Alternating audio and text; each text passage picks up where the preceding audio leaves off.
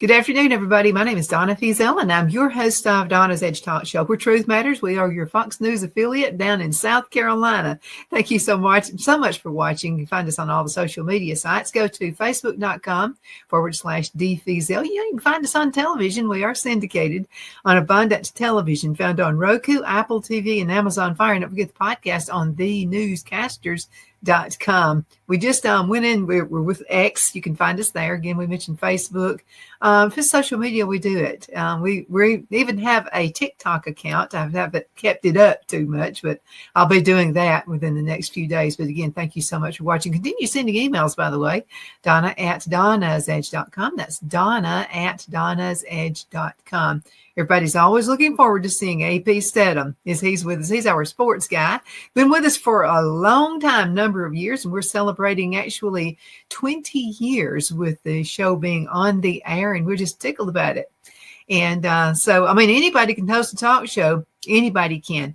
But what makes it successful are the wonderful guests that you have. And I've got one right here, AP. Thanks for being with us, AP. What's been going on? Hey, Donna, thank you so much, and congratulations on 20 years, 2 decades. That's fantastic. Yeah, excellent. Yeah. I was 10 when it started. I hear you.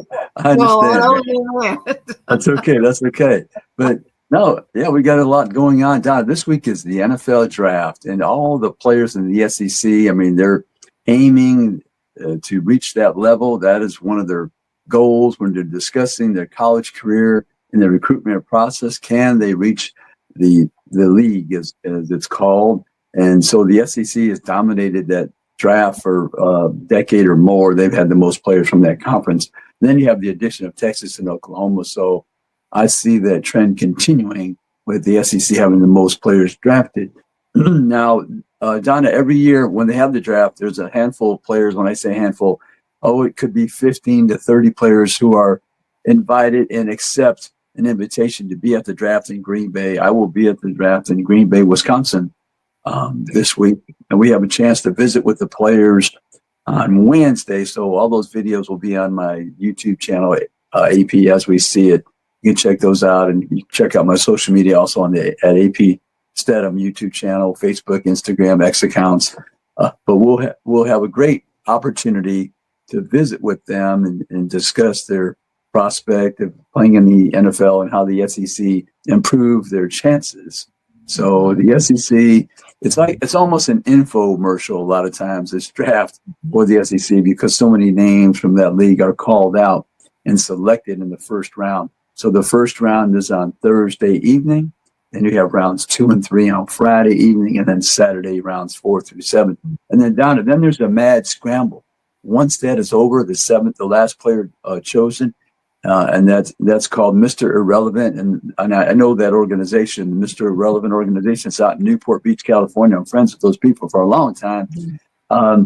There's the mad dash by the teams to call and acquire free agents, the players that were not drafted. So that's a scramble that takes place at the end of the draft. But the NFL draft is fun to watch, or maybe you can listen to on the radio if you can't sit there and have it. Watching it on TV. But the SEC, it's a big moment for them, I think, because you're always saying it means more. I mean, that's their slogan. So the SEC, they're trying to get as many players drafted, and they've been successful over a decade probably of having the most players from that conference chosen in the NFL draft. Dirk wanted to ask you a question. Do you see any challenges because of, the way college football is set up now? And I'm talking about money, people being paid, and that kind of thing is what he's talking about. So he wants to know if you see anything a little different happening this year in light of that decision. Right. I mean, I would say some players are remaining in school, Donna, because of the NIL. Maybe they're projected in the second round, third round. They might make more money staying in college. Plus, you're having fun. You're being paid. You're a professional. Because you're being paid, you're in school, you're with your teammates. If you like your team, your position coach, your head coach, I would say I would advise somebody, if they were my son or my daughter for different sports, to stay in school as long as you can and earn money. It's fun. I would too, because we're bringing Coach Paul Bear Bryant up here again. Right. because he believes in that. So many of his football players have outside careers because he knew you're not going to be able to play football the rest of your life, so you need something else. I think you're correct there. Staying in Yeah. college as long as possible. Yeah. You bring up Coach Bryant, Donna. His greatness, in my opinion, because was that he adapted. He adapted to the cultural changes. He adapted to the changes on the field, offenses, defenses. He was not someone you could categorize and say, "Oh, well, Coach Bryant liked to run the football." Yeah, he did. He ran the wishbone offense, which is a triple option offense for 12 years, winning 100 games in a decade, 3 national championships. But he also won throwing the football. He won with defense. He won a lot of different ways. But to your point, he would have adapted to this NIL name, image, and likeness business and the transfer portal because he was a person who thrived in change. Where some coaches, they have a style. It's like, Donna, maybe you've had this before. It's like the history teacher. He gives you the same test for 20 straight years. They're stagnant. They're stagnant. So, but that was not Coach Bryant. He was always trying to be on the cutting edge. He might not have invented something, but he'd be right behind it, adapting and with that new scheme or new way of managing his players.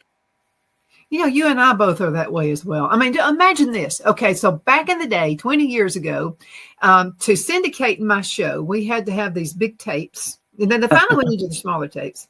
Right. And so those had to be mailed to a television station or to a radio station.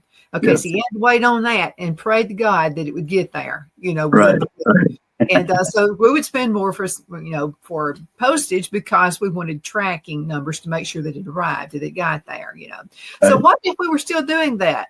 So what if Abundance Television, what if we were still providing, just depending on the mail, and I would have to send Rob Right.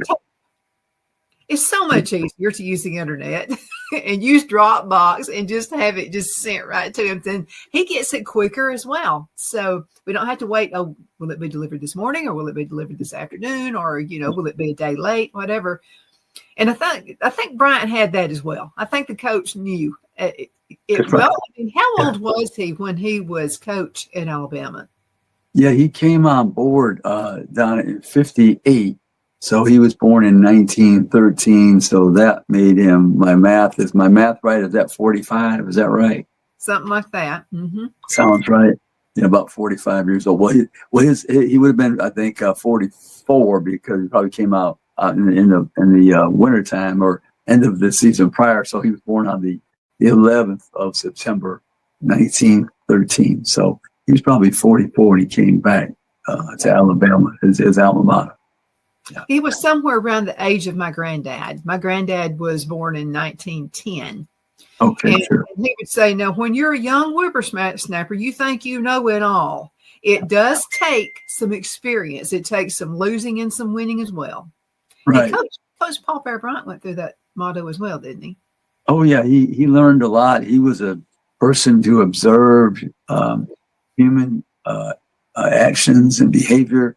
And that was one of his specialties, I think, Donna. He knew how to communicate with his players, and he knew how to find talent, acquire talent, evaluate talent, and he knew how to be a leader. Mm-hmm. And Donna, we all know, I always use this example of, I just picked 2 schools, Alabama and Texas. And Texas they claim they have a lot of resources, and that's a claim that's accurate.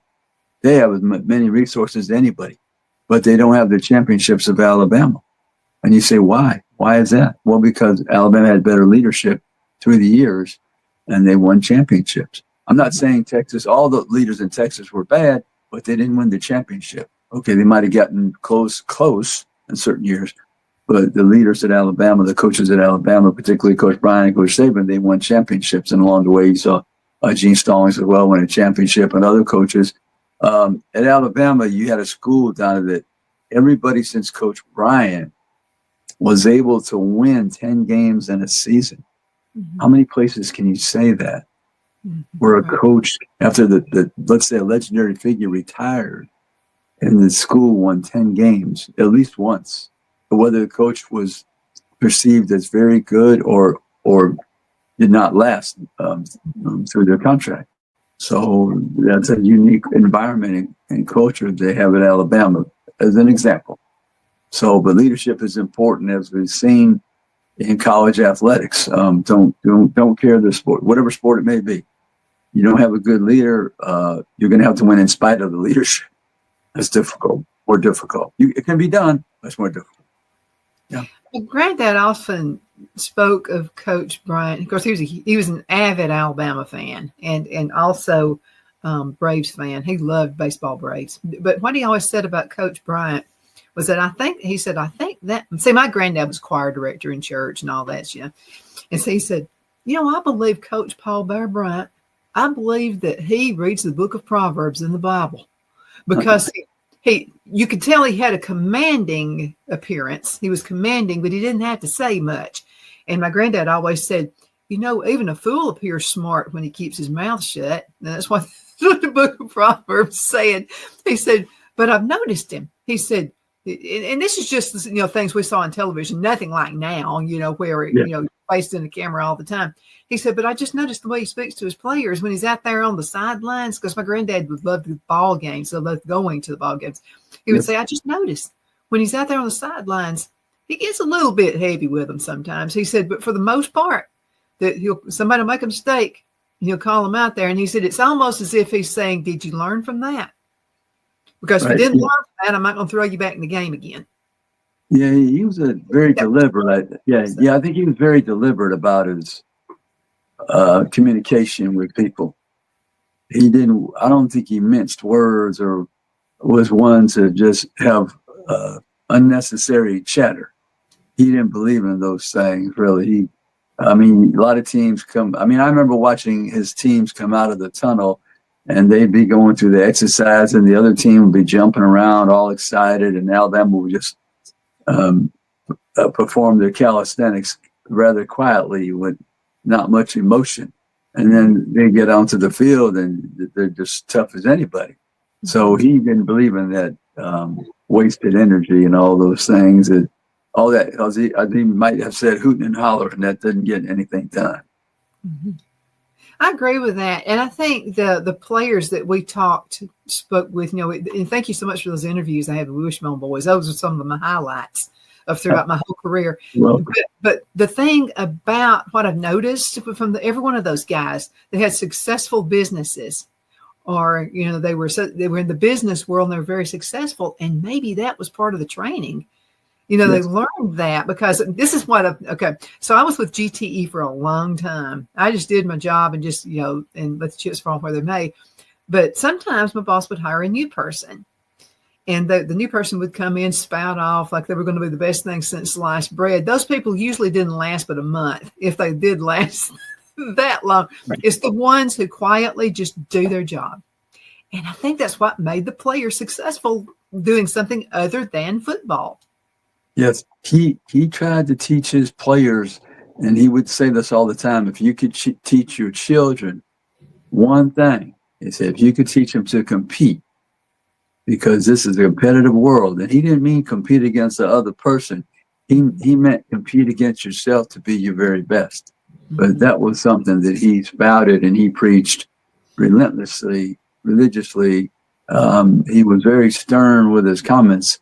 And he meant those words: teach my players, teach your children to compete, and they'll be the benefactor down the road.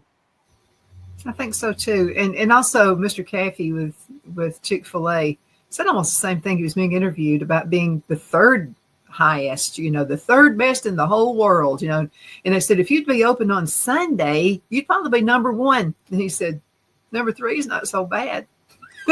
So there you go. Yeah. If he's able to pay everybody and meet his payroll, and his employees are happy, and that's any company. If you can have those types of goals, because if you're not taking care of the people and managing them correctly, your customers are gonna feel their dissatisfaction. Absolutely. Let's go into a commercial break. We went just a little bit over. We'll be right back in just a few minutes. Everybody hang in there. We'll be right back, okay?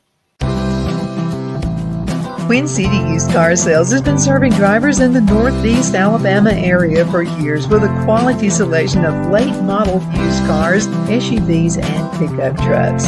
On top of our extensive selection and competitive prices, we offer professional auto financing services for used car buyers of all credit levels.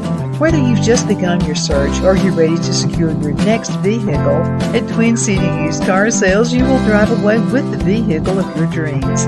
The sales and finance staff at Twin City Used Car Sales looks forward to serving you, and you can apply for financing online before your visit to our used dealership in Gadsden, Alabama. Check us out on the web at twincityusedcars.com or go by our location at 901 First Avenue, Gadsden, Alabama. We sincerely look forward to serving you.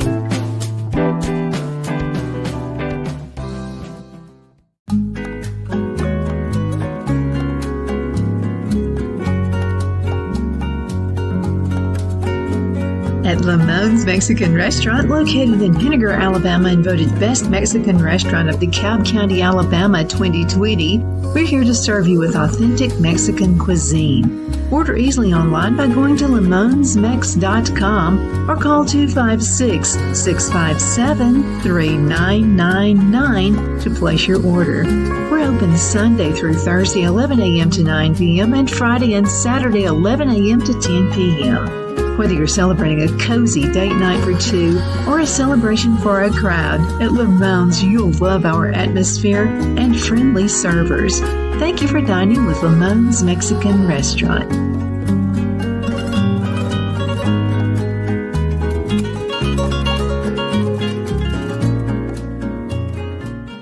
At Liberty Bank, we're all about community, whether it's to help with a charity fundraiser or help families in need. Toys at Christmas or a local football team, we're here for you. You see, we realize the importance of family. Sometimes it's to build a new home or necessary home repairs. We're here for you. If you like the feel of a small town bank with all the conveniences of a big city bank, we're here to serve you. You will find us at any of our convenient locations in DeKalb, Marshall, Etowah, and Blount counties in North Alabama. You can call and speak with any of our friendly staff at 256-659-2175 or check us out on the web at libertybankal.com. And thank you for your support of our community. Member FDIC Equal Housing Lender.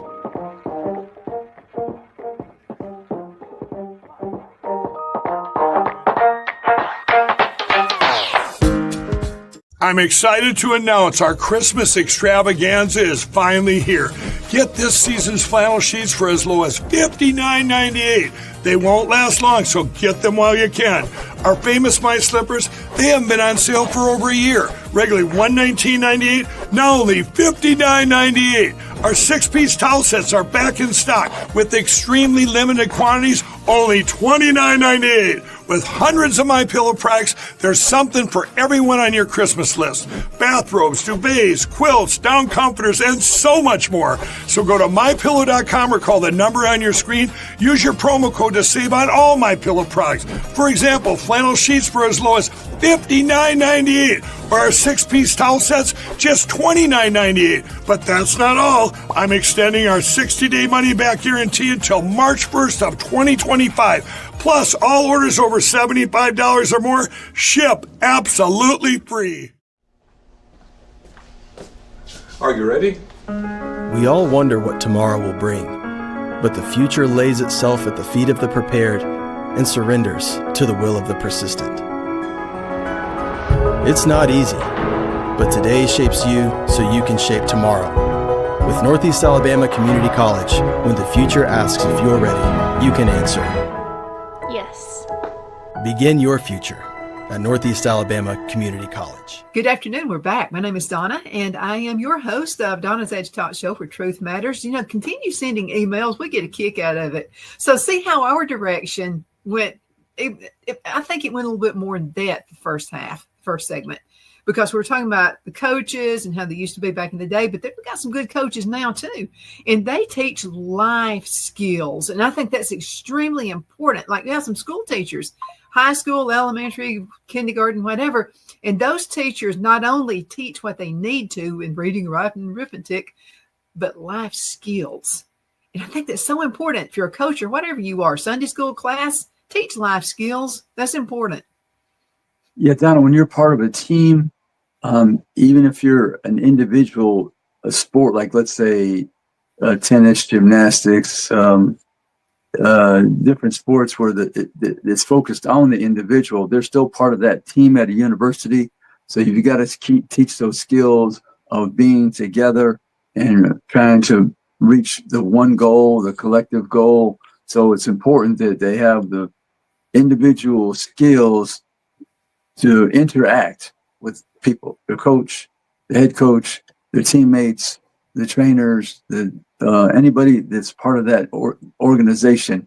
So I think every coach, they understand that if I can't get my team to be able to depend on each other, we're not going to be able to move forward and have progress and have a winning program. So I think that's real important for a coach. They understand they're in the people game. It's the people. They're not robots. Well, think about this. Almost every business in the world is assembly line. Really, you think of only manufacturing companies who have assembly line. Okay, so this Joe right here, he does his job. He hands it over to the next fella. This one hands it over to the next. When you're playing football, that's almost assembly line because you can't have just the kicker.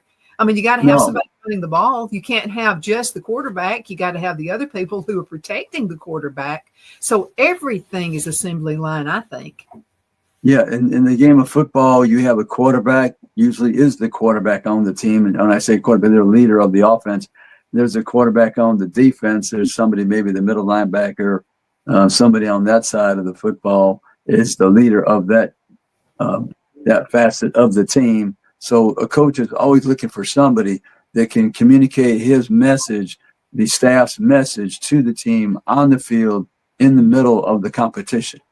When it's moving fast and furious, do I trust this person to express the play we want to run, to look out and see if everyone's lined up properly, to tell the players to move a certain way and hustle them to the line of scrimmage and get things done, because time is of the essence in those moments. But you need somebody that can be the leader on the field for you. So that's critically important for the coach and his staff to identify a person that they depend on that will be there when things are moving fast and furious on the field. Absolutely. And it's not every play that the quarterback is the one who makes the touchdown. Sometimes it can be other players who just have, and the quarterback can't be jealous of that. The quarterback has these, it's for the team. The whole idea is for the team to win. And he can't be all glorified, and think, well, I'm the only one that can make touchdowns around here. So it's great when somebody else makes a touchdown to look at the quarterback and the quarterback goes, way to go. Way to go. I mean, they're almost cheerleaders for everybody on their team. They're almost the head cheerleader. Right. Of course. Yeah. And Donna, in this day and age, when you have a quarterback one year and then that person's on your rival the next, and you have a new quarterback, so you have to be very good at training the quarterback that's on your team that transfers in from another school and making sure there's a common denominator where you're explaining your culture for your team, and we want you to embrace this so you can translate it to all the team when you're coming in from another school, another type of culture, another program. So head coaches, I mean, they're seeing Donna, there's 100-something people on the team already, and you're seeing how people are transferring from year to year. Mm-hmm. So that coach has to be nimble. That program, that staff has to be nimble. And you have to be able to coach all types of personalities from various backgrounds. That makes the coach successful. Yeah. I've got a woman question, and I have to tell you, I've even thought of this one too. Okay, so with the portal the way it is, how people can just transfer all the time, right? Do you see coaches sometimes changing the way they do things, like maybe change the whole play because person, he played for ABC team. He's going to ABC team right here this year. Could he carry some of those ideas over to the next coach? Right. I think the smart coaches, Donna, they're never refusing to listen to ideas. Mm-hmm. I tell to people, general manager one in particular, he always told me, I always accept ideas and information. Now, we may not utilize everything, but we always are inclusive of other ideas. So the smart coaches, Donna, they treat everybody the same, differently. That makes sense. I know as a woman, you'd think, well, how's she going to get that? I got that. I totally get it. Yeah. And then this is another thing to think about too. Change in this essence because you have a let's say your quarterback leaves and goes to another team. Let's just use Alabama and Auburn. Okay, so my quarterback from Alabama, pretend, goes to Alabama. Instead of sweating it out, is he going to give my ideas to the Alabama coach? I'm going to come up with new ones. So it's almost like we're being thrown into come up with new ideas anyway. I mean, you have to. Like, I can't run my business the same way that again, I'm not going to go back to those big tapes and send those to Rob at Abundant Television. Not when it's so much easier now. Right. Rob would lose a tape. I would rather send it through Dropbox so I know we got it. Oh, yeah. Yeah, Donnie, you want smart, tough football players because you want to be able to change, as you said, week to week to keep the other team off balance. Even though they're taking some of our players, those ideas are shared. There's no question. But if you're changing every week and coming up with new wrinkles, but you must have players that are smart enough to learn quickly and change from week to week. Yeah. Coach Bryant, the wishbone technique, it was a technique. That doesn't mean he ran the ball the same way every single game. That's right. Yeah, they made Alabama sophisticated that offense. They made some changes that I think they probably ran, as I saw it, the most sophisticated wishbone for a certain amount of time anyway. Yeah, they made changes to the basic form, as you said. Yes. A little bit over a minute left in this segment. So AP, as we see it, what's happening with the show? Yeah, AP as we see it as our YouTube channel as well. We're on different stations around the state, Spotify, archived every week. But Donna, we don't have our guest this week, but I'll be at the drafts in Green Bay, so we'll be discussing the draft as it relates to the SEC for sure. But last week we had an interesting guest, American Football Coach Association, Craig Bohl. He was a former coach at the University of Wyoming, Lincoln, Nebraska. He played at the University of Nebraska. He's in charge of expressing the stands that the coaching association would like to see happen in relation to college football. So it's a very interesting interview. If people want to check back and watch that. Craig Bohl, American Football Coach Association Executive Director. That's going to be a good one too. AP, thank you so much for being with us every single Monday for recording. And then we always get that out there for you as quick as we can. But again, thank you for everything that you do. We've got to have somebody steady who's a talk show host, and you are. So thank you, John. I know that makes you very. Oh, let me ask you one other question. I know you're excited about interviewing everybody out there while you're out there at the draft. Who do you really? Who's somebody? If you can only pick one person, who's that one person you'd like to interview? Well, we had a show with Tyler Booker, the offensive guard for Alabama's #1 guard in the draft. Tyler will be there. We did have a show called The Book Report. We did several sessions in the fall. Tyler is very smart, well-spoken. I always like to interview Tyler. So looking forward to speaking to Tyler in Green Bay at the draft. A whole bunch of good interviews out there as well. AP, thank you so much for being with us. And guys, thank you so much for watching. I know you could be doing anything else. You're watching us. We appreciate it very much. You're the reason we've been here for 20 years. I want to thank all of our sponsors as well for staying with us. Even after the move, we still got those sponsors staying with us. But again, thank you so much. Hope you have an awesome rest of the day.